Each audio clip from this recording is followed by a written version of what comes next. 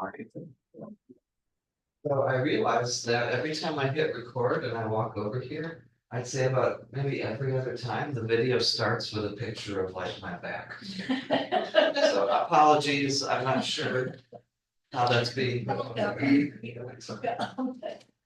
Hi, everybody. I don't know, are Lois and Roger gonna be here today? Do we know?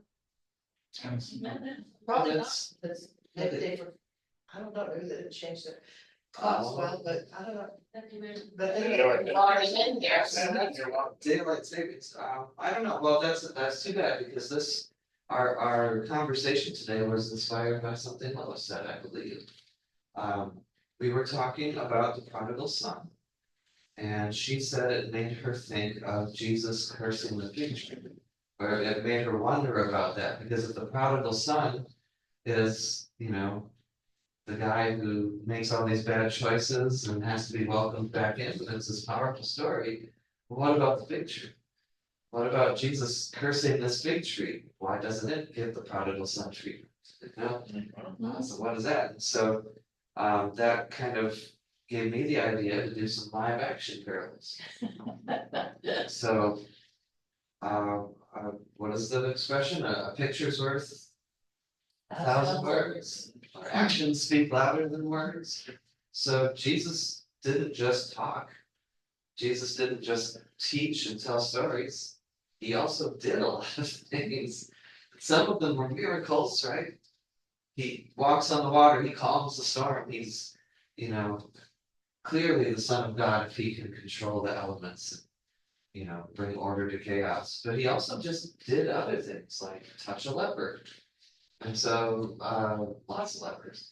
So last week I invited you all to come up with some other things that could be live action parables, things that Jesus did that still teaches us about the kingdom of heaven through his actions, not just the words of the stories. So the ones that we came up with were the fig tree, of course, and then the woman caught in adultery. I don't remember who brought that one up.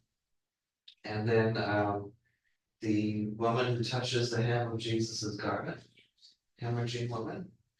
And so those are the three we're going to touch on. And if time, we'll take it another direction and see what we can get. I'm hoping, and I say this every time, I'm hoping that we don't spend a lot of time on any one of these, but we'll see where the conversation takes us. What I'll do is we'll read the story and then I'll try to give you the context of where this is within the gospel. And any other little background information I can have. And then each one will say, if this is a live action parable, what is this telling us that the kingdom of heaven is like? So that's the goal. So the first one is Matthew chapter 21, verse 18. So Matthew 21, 18. I think Jesus has interactions with fig trees in the other gospels, but I went with Matthew for this one. So Matthew 21, verses 18 to 22. Who would like to read this? Early in the morning, as Jesus was on his way back to the city, he was hungry. Seeing a fig tree by the road, he went up to it, but found nothing on it except leaves. Then he said to it, "May you never bear fruit again." Immediately the tree withered. When the disciples saw this, they were amazed. "How did the fig tree wither so quickly?" they asked.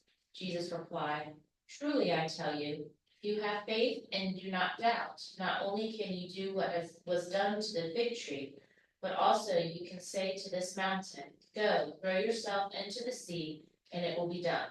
If you believe, you will receive whatever you ask for in prayer." Thank you. So, is Jesus just angry? I know it doesn't seem very fair, because Right. it could have been the weather, or, why the fig tree did, it wasn't the tree's fault, maybe. And I think it's also interesting that Jesus talks to a tree. Yeah. Let's just say that. It says, like, he said to it, right? Yeah. You mean that's not common? I talk to inanimate objects all the time. I find that quite therapeutic and entertaining.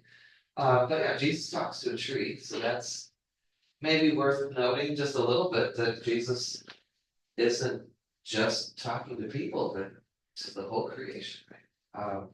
It's a lot. That's a lie. That's right, it was, yeah.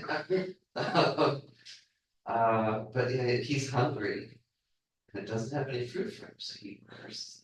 Okay, so let me set this in context. I remember back on my internship, for some reason, I was maybe the 7th or 8th intern they had. And for some reason, part of the intern's job description was to teach 8th grade Sunday school. And it was, and it was the book of Matthew every year. And it was kind of up to the intern to do with it. Survive that. Right. But why Matthew? Why, anyway, but that's what we were asked to teach. And I remember looking at Matthew a lot that year and realizing that a full quarter of the book of Matthew, starting in chapter 21, is Holy Week. So chapter 21, the first 11 verses is Palm Sunday. Okay, so Jesus arrives and sends people ahead to get the colts. He's riding on. People shout Hosanna, which means, help us, save us, but they recognize him as the son of David, the one they've been waiting for. They lay down their cloaks and their palm fronds on the ground. Big celebration. He entered Jerusalem. The whole city was in turmoil, asking, "Who is this?" The crowds are saying, "This is the prophet Jesus from Nazareth." And then what happens immediately after that in Matthew's telling? Jesus cleanses the temple. So he shows up in verse 12 to the temple. He sees all the money changers and people selling things and, flips tables, drives people on. This isn't the most. What did anybody who went to Epic go to Pastor Kelly's flipping tables? Yes, I believe she talked about yes. this. Yeah, but John's is a little more extreme with whips and cords and everything. But he gets everybody out. My house shall be called a house of prayer, but you are making it a den of robbers. And then in the place of those money changers, who comes into the temple? The blind and the lame, and he cures them. And then verse 15. But when the chief priests and the scribes saw the amazing things that he did, and heard the children crying out in the temple, Hosanna still, they became angry, said to him, "Do you hear what they're saying?" Because that would be blasphemy, right? No one, you can't say this to some guy. Jesus said, "Well, have you never read, out of the mouths of infants and nursing babies, you have prepared praise for yourself." And then he goes back to Bethany. Then we get the fig tree. And then right after the fig tree, we get the parable. The parable of the two sons, one who doesn't listen to says, "No, I won't do what you tell me, Father," but then changes his mind and does it. And then the one who says, "Oh, yes, I'll do what you say," and then doesn't. Which one is right? And then you get another parable of the wicked tenants who, the owner of the vineyard sends messengers to collect, kill them, or they hurt them and abuse them, and then, well, surely they'll listen to the son, and then they kill the son, right? So this whole thing seems to be about, well, I won't say fill in that. Like, what do you putting it in context? We have Palm Sunday, this encounter with the challenge by the chief priests and scribes, then the fig tree, followed by these two parables about, mediums and stuff. What are you putting it in context? What does this parable of this live action parable of the fig tree? What does this mean? Condemnation of the organized Pharisees and the scribes and the big C churchmen of the time. Okay, sure. They're not being obedient to God. They're not paying attention. They're not bearing fruit. Right, they're not bearing fruit. They look good. They have leaves. They look like they're healthy, but they're really not producing anything. Okay. That seems to track. Any other spins on this? I'm not looking for any one particular answer. It's like, Never thought about that. Placement is exactly right. did you just make a fruit joke? No, that's not that.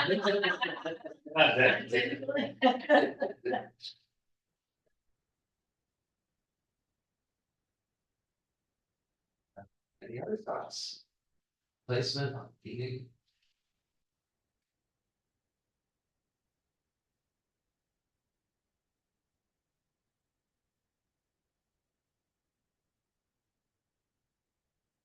I did read in one place that part of one thing you could take away from the fig tree episode is when the disciples say, well, how did it wither all at once? Like, Jesus couldn't do what he does unless he's totally loyal to God. If you think of John's gospel, I'm in the Father and the Father is in me. I do this, and the Father does this, right? This unity. So Jesus could only have the power to do any of this stuff if he's totally loyal and obedient to God. So that could be a contrast.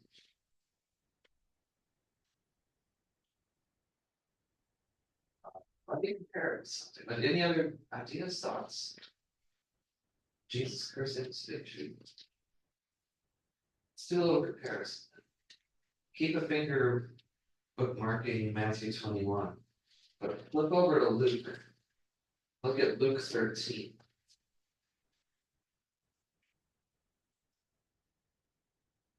Luke chapter 13, verses 6 through 9. Somebody read this. And Jesus told them this parable. There was once a man who had a fig tree growing in his vineyard. He went looking for the figs on it, but found none. So he said to his gardener, look, for 3 years I have been coming here looking for figs on this fig tree, and I haven't found any. Cut it down. Why should it go on using up the soil? But the gardener answered, leave it alone, sir, just 1 more year. I will dig around it and put in some fertilizer. Then if the tree bears figs next year, so much the better. If not, then you can have it cut down. Okay, Mr. Fig Tree. I said, okay, Mr. Fig Tree planter, how long did it take for our fig tree to bear fruit? Well, I read someplace that it could take maybe 9 years. But when it did, it did. Okay. So here we have Jesus telling a parable of, you know what, just give it a little more time. We'll put some, you said fertilizer, mine says manure, but help it out. Give it 1 more year, just 1 more year. That's almost that makes me think of like the story of Abram and Lot. What if there's 30 people that are righteous in the city? What if there's 25? Keep talking about that, right? So let's just give it 1 more year. We'll still cut it down, right? Even after negotiating with God, I believe that's Sodom and Gomorrah. Like they don't find enough righteous people there. You're gone. So the tree could still get, the tree could still get cut down. But then you compare that with Jesus just, I'm hungry, on my way to Jerusalem. This tree doesn't have any fruit. Smite you, or not smite you. Is that time's up? No conversation with the gardener. No 1 more shot of manure to help it out. I don't know. I mean, 2 different gospels, 2 different contexts within the gospel, serving different functions, but we're both talking about fig trees not bearing fruit. If you want to bring Luke into it, you can, but what does this episode of Jesus cursing the fig tree, what does this tell us about the kingdom of God? You were supposed to reduce that. So is that now? Trained for. Yeah. Or in the kingdom of God, trees will bear fruit. Is this more about now, or is this more about the kingdom of heaven later?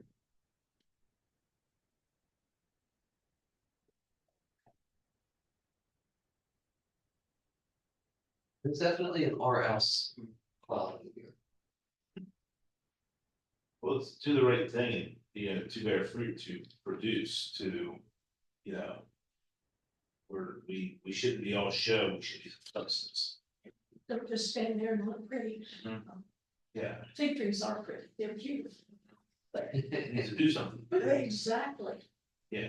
Wouldn't it, on a complete side note, wouldn't it have been funny if Isaac Newton was sitting under a fig tree instead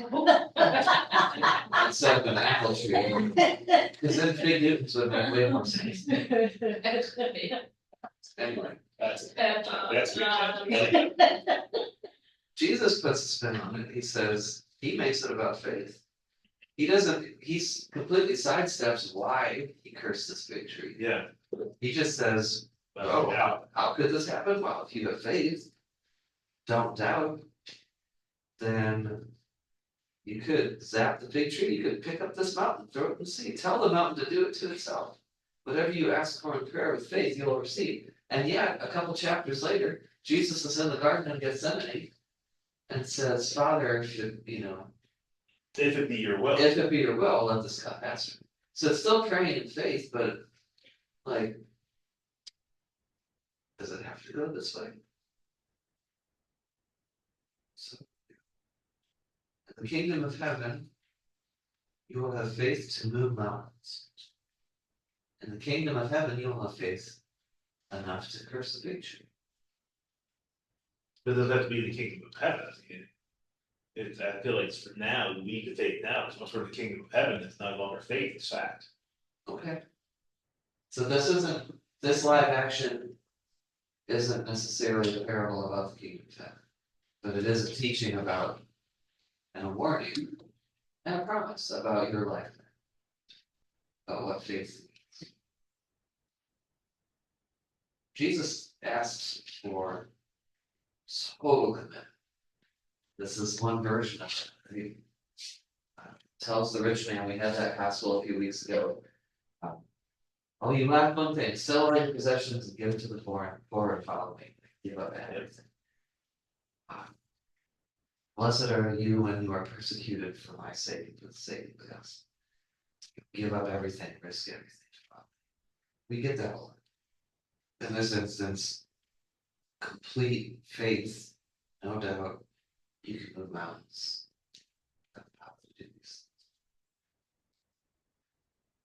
And then alongside it, he tells the parable, well, maybe give it a little time. Maybe you have the power to do that too. To give people grace or more time to bear fruit. That's your side of things. What God does is up to God. I don't have pretty bows on these this week. This is just exploration. One thing I've learned from our conversations through these weeks that I've never really thought of before. I've been trained, I think we've all been kind of conditioned because of the way our readings work and the way devotions are set out. Have you ever heard the word pericope? Pericope? So peri, like a periscope, like kind of up. It's a Greek word, it means like the slice you make around the reading. So the pericope is the chunk that has been cut out for your reading this Sunday. Yeah. So the pericope is, they make when they made the lectionary, they made decisions on where to start, where to stop, sometimes which verses to skip. So we have been conditioned by these pericopes, by these trimmings. Here's a parable. Maybe you might get the lost sheep, lost coin, prodigal son, because they're all together. Here you go. And before this conversation these last couple of months, I never had even the thought of, well, what is this parable saying to this parable? Can these talk to each other, or are they two different things? It's almost like Proverbs, right? Where you just get a whole bunch of random stuff that doesn't necessarily tell a story, that doesn't always go together, that sometimes contradicts. Here we have Jesus from 4 Gospels telling these parables, and sometimes they really reinforce each other, but sometimes you say, well, how does this thing about weeds go together with this thing about Lazarus in heaven, poor Lazarus in heaven? So sometimes it works, sometimes it doesn't. I would love for them to all form one nice stained glass window. Yeah. Tell us one story, each little piece. That's that part. That's that part. Maybe we could talk to the people who were at the conference yesterday, the stained glass people, and see if they could take us somewhere like that. Yeah, so 5 of us were there. No, not casting aspersions or anything, but not to help you feel left out, one of the workshops was on ecclesiastical art. And they had a husband and wife who make stained glass come in. Yeah, I didn't even get to that thing, I just heard about it and seeing that cross that Kelly held up, boy, that touched my heart. It's this beautiful, maybe this big, it wasn't huge, stained glass cross, and it was made Yeah, with, down in the center. yes, dove in the center, and the cross was a lot of rainbow colors, but beautiful colored glass, and oh my gosh. So Pastor Kelly took them along with her to Papua New Guinea. Hmm. About 15 or 16 of them, because they knew the Gomez's, and asked them if they could make stuff to take with them as altar crosses to give to the congregations they visited. Hmm. Yeah. Yeah. Great. Well, this feels like one to chew on. Yep. This is not the easiest scene with Jesus. We usually see Jesus healing people, teaching people, helping the outcasts, the poor, casting out demons, right? We get a lot of compassion. And so when we do get the parables that end, and you will be thrown into the outer darkness where there will be weeping and gnashing of teeth. The gospel of the Lord.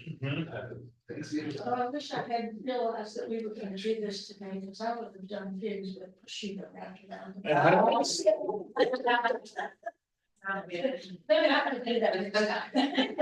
And Jesus, on his way to Jerusalem, was hungry. And he came across Maryland and said, why have you not brought me figs? Maybe Matthew was a year later than Luke. Oh, that could- Good help. Yeah. That could be- Yeah. So we try. Remember that miracle Jesus told? So Luke, you're A talking year about- later. But they were all taught to teach the common uneducated people. Yeah. Yeah, this is what they knew about. But it's, Fancy language wouldn't have got to them. No. but the placement makes this make sense. Yeah. Yeah. When you put them in, yeah. When you bracket it, what's actually there, it makes a lot more sense to me. I can find it, but there's a meme that's going around on some of the clergy humor pages that I'm on. And it's Jesus saying, and simple question, and then they get like this, the disciples give this like very 20th century $20 theological answer, and then it goes, Jesus says what? Yes, yes, It's really funny. The yes. time it would take me to find it would take any fun out of the joke. But it's kind of like your kids or grandkids explaining something going on to you today, and you say, what? Yeah. Yeah. Or over many years, there have been some pastors who were very highly educated. They had a very hard time putting it in my understanding, It was very good theologically and so forth. But it was hard for the common person to understand what they were talking about. Yeah, it doesn't do you any good if you can't translate. Right, they need to be preaching to the college professors group. Yeah.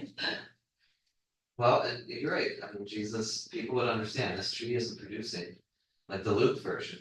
Why waste the soil? Why have it use up the soil? Cut it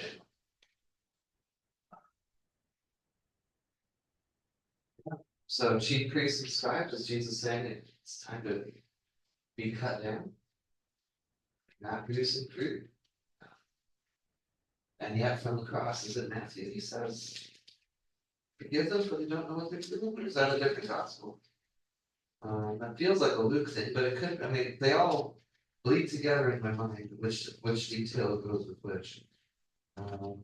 Let's see, Matthew, it's gotta be 27. Let's see.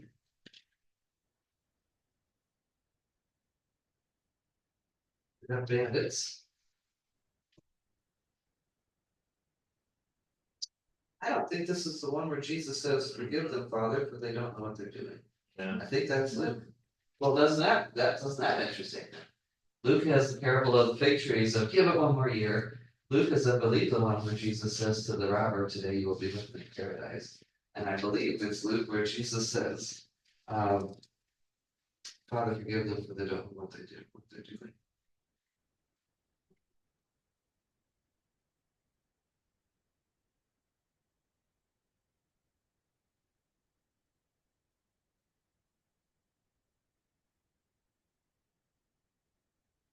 Maybe I'm wrong. I know he says it. Just don't remember which one. Luke 23. That is passion, yeah. Um,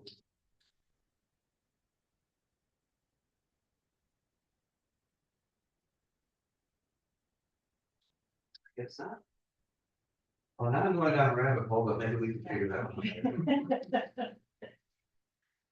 Um,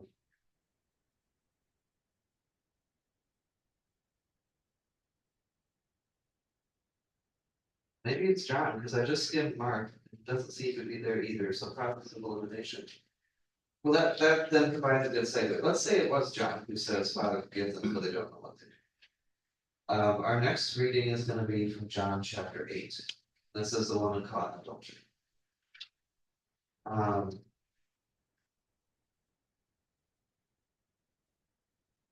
John 8.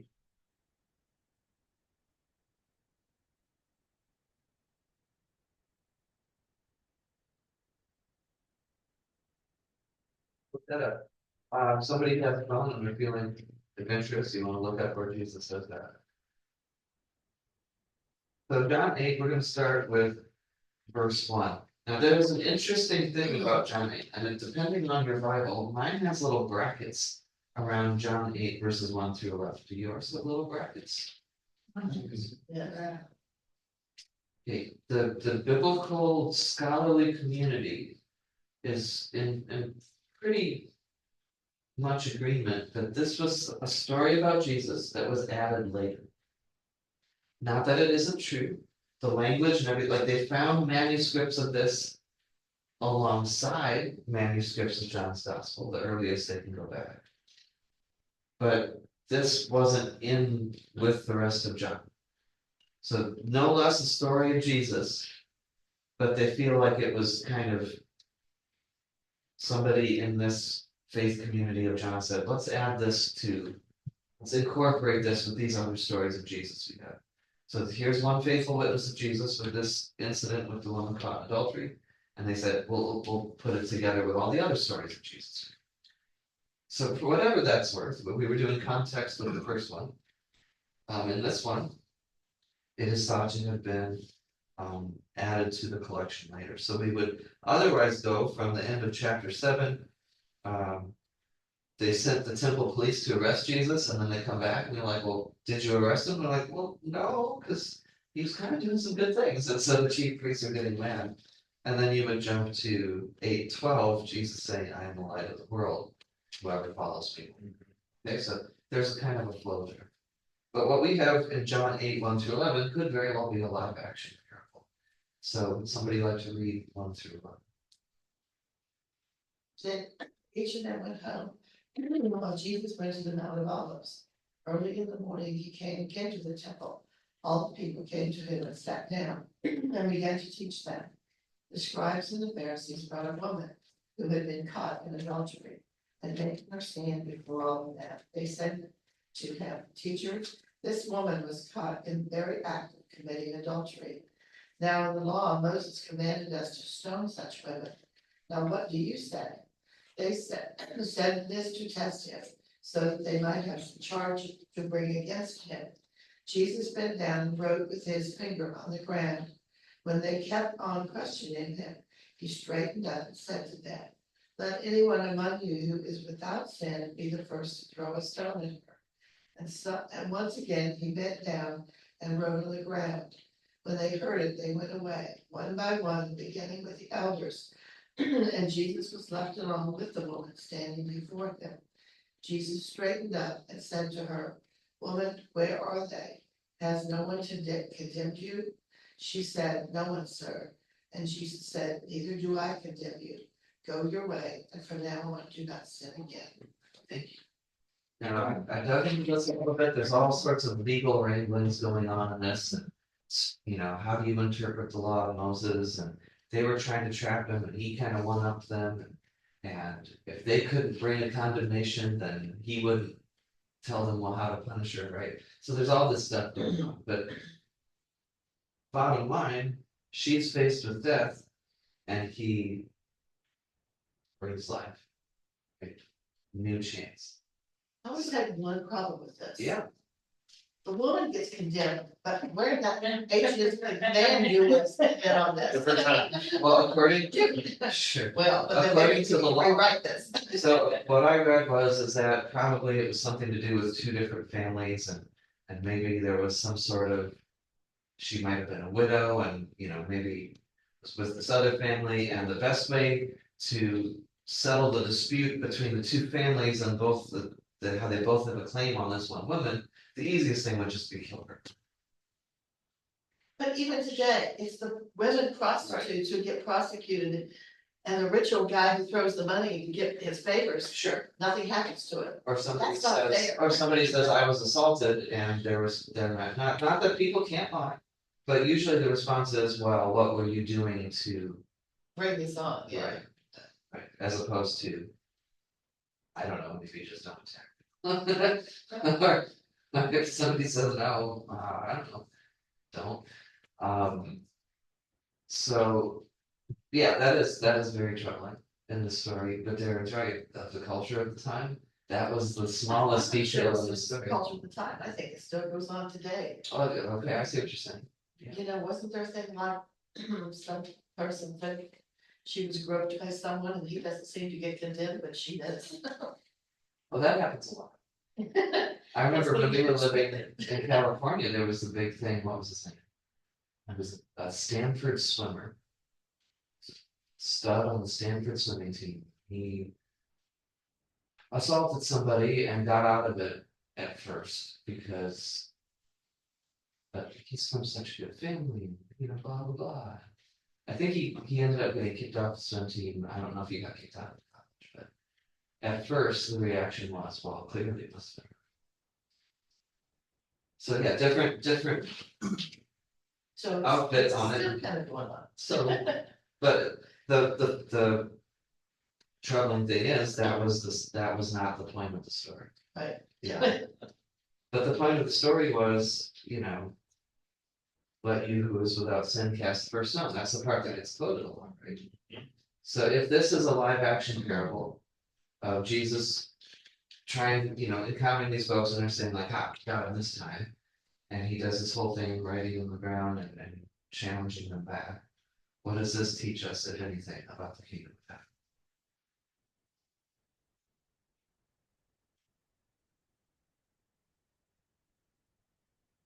But there's forgiveness. So what did he write on the ground? Nobody knows. Some of the biggest questions in the New Testament, especially that people wish they had an answer to. Yeah, what would you write? Like tic-tac-toe, just go in the crowd. Yeah. I mean, could have been, I have a doodle that I like to leave incognito in places where there's a whiteboard. Last sentence simply, I left one on a whiteboard upstairs in one of the rooms, sentence assembly. It's a duck, sunglasses.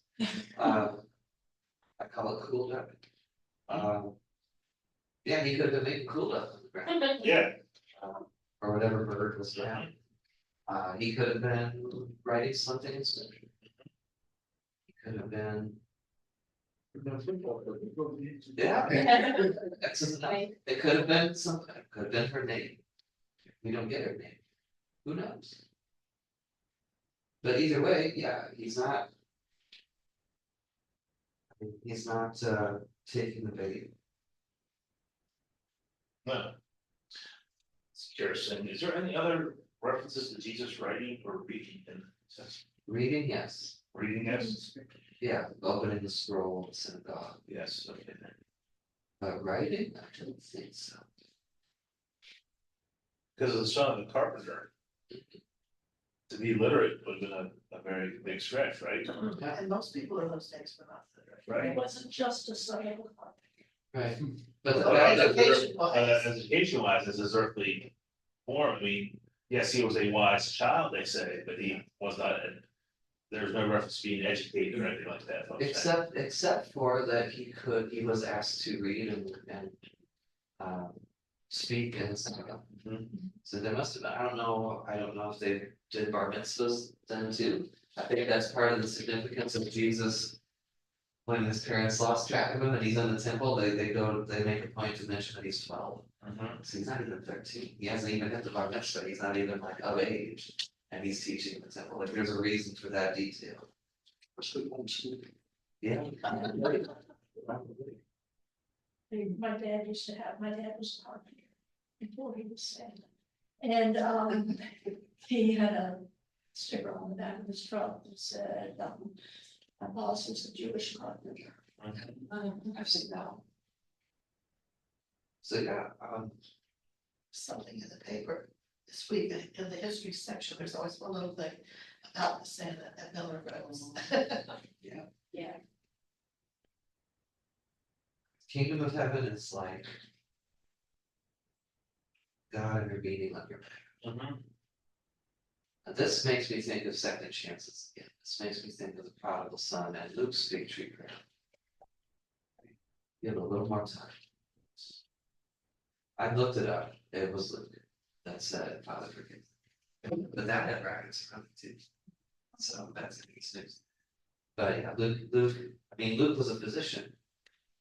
Luke's got, each gospel has kind of a different character. Mark's gospel is like cost of discipleship. Keep it moving, this is gonna be hard.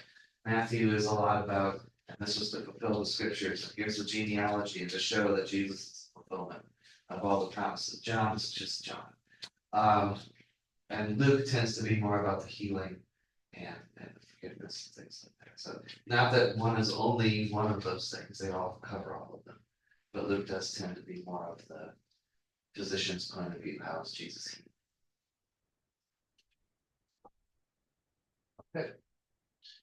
I see a lot of it is also a condemnation of the Pharisees of the organization that's being hypocritical. Yeah, this one scribes and Pharisees, the fig tree one was around chief priests and scribes. Yeah. So concerned with, but you're not doing it right. Mhm. And missing the point. And that's a big part of the Sermon on the Mount. Well, you have heard it said, XYZ, well, I say to you, ABC, reinterpreting. All right, one more. Turn to Mark. Try to hit the big three, Matthew, Luke, not the big three, but the parallel three. Mark 5. This is the hemorrhaging woman. And so the context, this is a healing within a healing. So Jesus is approached, my daughter's dying. The crowds are pressing in on him on his way there. This woman stops him, touches the hem of his garment, right? And by the time he gets there, the girl has died, but he brings her back to life. That's the context of that one. And then right afterwards, at least in Mark's gospel, right beforehand is the story when he goes to the other side of the lake, casts the demons out of the guy into the swine. Right, so healing this outsider. Right after the parable, he goes to his hometown and people are like, "Who do you think you are? You're the son of a carpenter," right? So the healings are in that context. Could somebody read Mark 5, 24, where the paragraph starts, so like 24b to 34. That paragraph.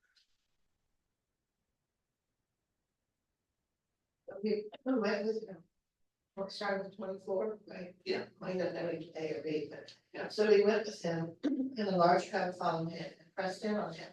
Now there was a woman who had been suffering from hemorrhages for 12 years. She had endured much under many physicians and had spent all she had, and she was no better.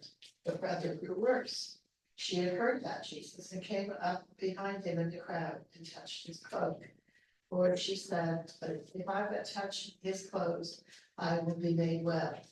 Immediately her hemorrhage stopped, and she felt in her body that she was healed of her disease. Immediately aware that power had gone forth from him, Jesus turned around in the crowd and said, "Who touched my clothes?" And his disciples said to him, You see the crowd pressing in on you, how could you say, who touched me? He looked all around to see who had done it, but the woman, knowing what had happened to her, came in fear and trembling, fell down before him and told him the whole truth. He said to her, daughter, your faith has made you well. Go in peace and be healed of your disease. So you maybe heard this one interpreted before. I know I've preached on it before. There's all sorts of stuff going on in this about purity laws and for a woman to reach out and touch him, not just his station, but just any violation of those kind of social rules was a big deal.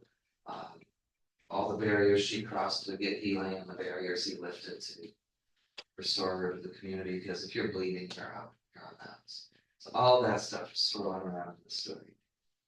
So remembering all of that, knowing that it's surrounded by healings and casting out of demons and his own hometown neighbors casting him out.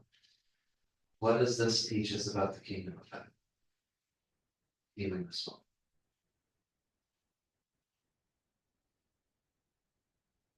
Kingdom of heaven is like being healed by your faith without even asking. Kingdom of heaven is like the power to heal that just touching the hem of the garment will do it. I'm not saying this well, but what does this teach us about the kingdom of heaven?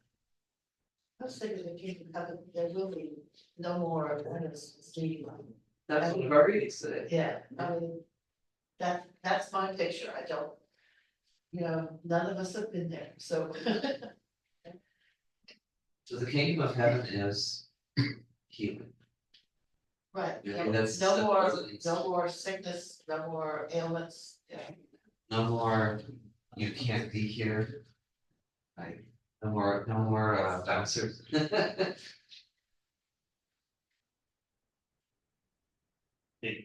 Well, you say that except for those, as we're taught, that do not believe are bounced out. Right. Yeah. That's the part I can't. That's one thing in the New Testament I have the hardest time reconciling. Grace and open and more room at the table and touching the people and welcoming the people, healing Romans and baptizing Ethiopian eunuchs and all of these things. And yet there are other parts where it says, oh, you didn't take care of the least of these, out into the outer darkness where they will fire, weeping and gnashing of teeth. Like, here's that fig tree. No fruit, no fruit. Exactly. And yet we have this woman who broke so many rules, and Jesus says, your faith is made you well. And we have the woman caught in adultery, who by the law should have been killed. Jesus picked the method, and Jesus says, well, the one without sin cast the first stone. So that's, what is this tension in the New Testament between those who Jesus himself says are on the outs, and all the other things alongside of it of second chances? What that drawing in the sand tells me is that it should be a whole lot harder to pick a jury than we do these days. Yeah. Yeah. Yeah. Wow. Okay. It's not, maybe it's a little easier when it's a story. When it's an actual parable, because it adds a layer of hypothetical to it, right? Yeah, But when we get to these, actually interacting with real people or trees, like that has higher stakes, maybe. It's real living things, people. That's maybe part of the power of parables too, is that it takes one step back to let you into a story, as opposed to watching the news and saying, well, yeah, that guy's clearly guilty.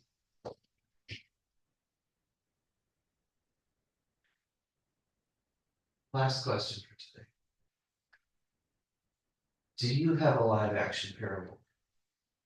Is there an occurrence in your life, in real life, that you have witnessed, been a part of, that taught you something about what the kingdom of heaven is?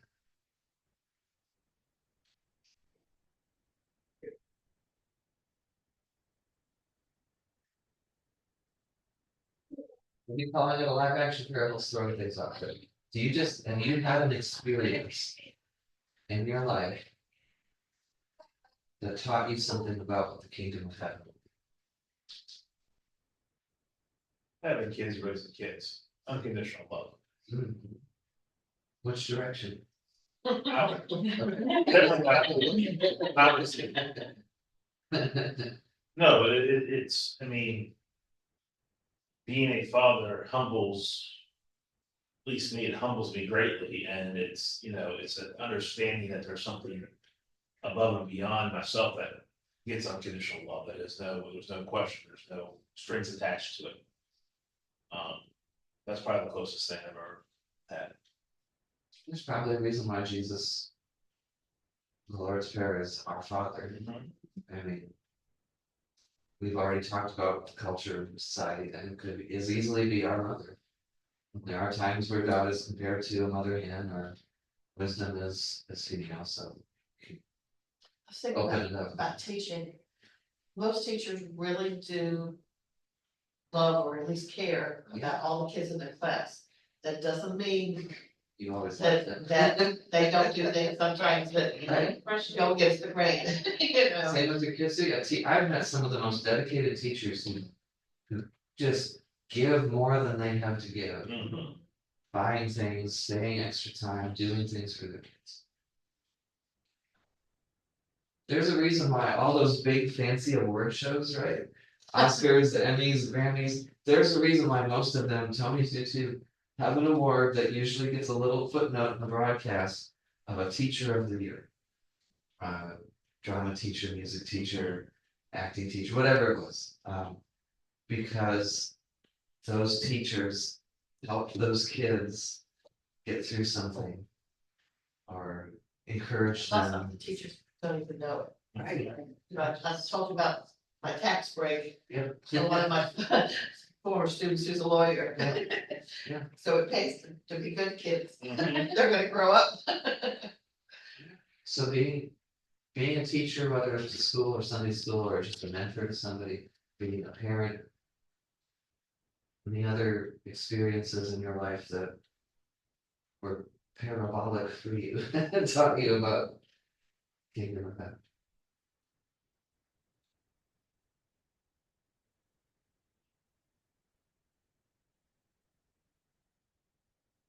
I can say I've been at many a bedside the last 15, 20 years. Somebody died, sitting there with the family. That is a holy moment. That's a privilege to be invited in. I feel like there's something there. I don't even know how to put it in words. But being there together and leaning on hope, leaning on promises. When there's no reason to. Otherwise. There was a lady in the congregation many years ago, Mrs. Boss, who told us in Sunday school one morning that her brother had committed suicide. And this was at some time previous, and that she had been so upset, so very upset about it. But the way she got through it was just thinking to herself, well, in his travel from earth to God, my brother could have done anything, and my God could have done anything with my brother. And I don't feel that just because he committed suicide, he's going to hell. Yeah.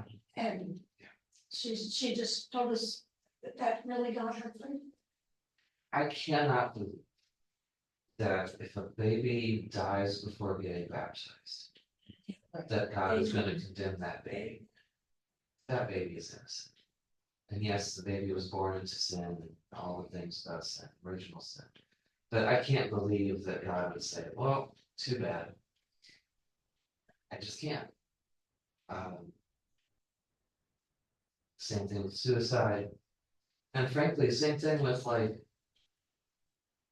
some tribe or something in some remote part of the world that has either never heard of the gospel Right. or was presented with the gospel in such a way that, like, is God really gonna condemn these people? Because, That conversation's come up a Yeah. lot in past groups, Yeah. and, you know, if you've never been taught. right, so the Old Testament over and over again repeats, for God is, slow to anger and abounding in steadfast love. And we see mostly in the New Testament, when we just said there's times where, oh, sorry, you're on the outs. But for the most part, the New Testament is about widening, right? More seats at the table, Mhm. right? Crossing the barriers to offer forgiveness or healing. I can't imagine that God, for so many centuries, the church taught, oh, suicide, or didn't get baptized, you're done. All those heathens out there, well, they're in hell, like, I just can't, But the church taught that. right? So how do the Lutherans feel about the baptism part now? Which part? About a baby has to be baptized before. So I think Lutherans, so communion, there's a little more strict rules around communion, right? So either an ordained pastor, not even a deacon, but an ordained pastor or a synodically authorized minister, they found ways to kind of empower and basically deputize, I guess. But baptism, anybody can do a baptism. If there's no, they prefer it to go through a congregation publicly, right, but if it's, you're a nurse or somebody and you're in a hospital, don't go baptizing people without the parents' knowledge or permission. Don't be like the Mormons who posthumously baptize Jewish people. But, let's say that baby's not gonna make it emergency baptism. Larry Matthews was the pastor when I came here, and Cheryl was, well, she's a Catholic, she's if you want that. But he wanted his uncle, who was a pastor who lived in California, to Yeah. baptize Cheryl. Yeah. And he got so much flack from a few people in the congregation that, because they weren't gonna be able to see that uncle in California until Cheryl was several months old. And, well, oh, she would be baptized instantly, but Larry as a minister. Yeah. He didn't do, he didn't feel that way. I think the Lutheran teaching is without putting, Lutherans are pretty good about not trying to lock things in, right? So when it comes to predestination, we're like, well, God desires everybody to be saved, and then we stop talking. We don't make the list like Presbyterians perhaps of saved and condemned. God desires everybody to be saved. And we don't try to, and the same thing with communion, right? We don't try to completely like Catholic transubstantiation or whatever, we don't try to like completely define it, we say. Jesus is in with and under the bread and wine. So we're wishy-washy about a lot of things. No, we leave room for mystery and we recognize our limitations, so when it comes to kids who have been baptized. I don't know. Yeah, it's like, We don't know. Yeah. we don't know what we trust. But when it comes to baptisms for young ones like that, I think the Lutheran stance would be, of course, the preference, of course, the desire would be to have these people baptized as soon as possible. But we trust and commend them to God's mercy, if that wasn't the case. I don't think Lutherans are going around saying, sorry, Mr. Chance. Oh, well, But if you pay enough money for indulgences, we'll get the baby to heaven. Oh, that's what, we don't say Right. that. and we don't like the candles and, you know, I'm gonna blow out some cigar box for the living, cigar, so cheap. Amazing. Yeah. Fucking scapulas and nuts. Is that before the back games? Mhm. Okay. No, it's That just, was before me. but yeah, no, it's like, it's kind of what pushed Luther away from the church, so Stuff like that. a little bit of that thinking. Well, keep soft. Let's bring it back to what Donna said before, and then we'll wrap it up. Donna said, sometimes you've had preachers who are really smart, but don't know how to bring it to people's level. Jesus told parables. He could go to the temple and go toe to toe with the Pharisees and the scribes and chief priests. But he also told parables about trees and sheep and neighbors. And so, I forgot where I was going with this. We just think baptisms and stuff. I don't know. I lost it. Thinking about in the church. You understand? But yeah, More than you know. yesterday was a very full day. Oh, shoot, what were we just talking about? I don't know, but bringing it to people's level, so. Oh, that was it. Luther saw people hurting with the indulgences. He saw people suffering and hurting, grieving and mourning, and so consumed with worry about their loved ones in purgatory. How could they help them? Because that's what they were being sold and told. So that was part of, let's get the Bible and the worship in the language of the people. Let's get small catechisms in their homes so the whole household knows the basics. Because keeping people ignorant, keeping people leveraged in fear is no way to be people of grace. I remember having kids in my class, and squirrel kids in the family. I still remember when he stole money out of his mother's purse so he could buy medals. Oh, my. Yeah. Yeah, we get into enough trouble all on our own. We don't need the church. Yeah. You know? Yes. Thank you, everybody. Thank you. Yeah.